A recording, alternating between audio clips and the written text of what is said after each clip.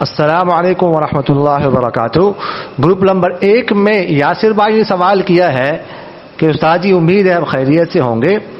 استاد جی اگر بیوی اپنے شوہر کو کہتی ہے تو جہنمی ہے غصے کی حالت میں، تو شوہر آگے سے کہتے ہیں کہ میں اگر جہنمی ہوں تو تجھے طلاق ہے، تو کیا یہ طلاق واقع ہو جائے گی یا نہیں؟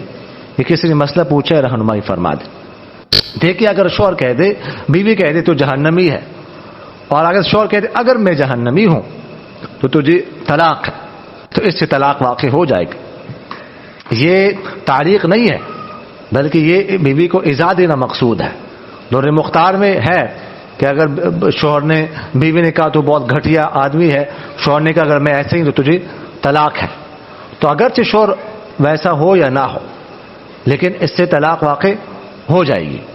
تو اسی طرح اس صورت میں بھی بیوی پر ایک طلاق واقع ہو جائے گی اگر ایک دفعہ اس نے کہا ہو۔ جزاکم اللہ خیر۔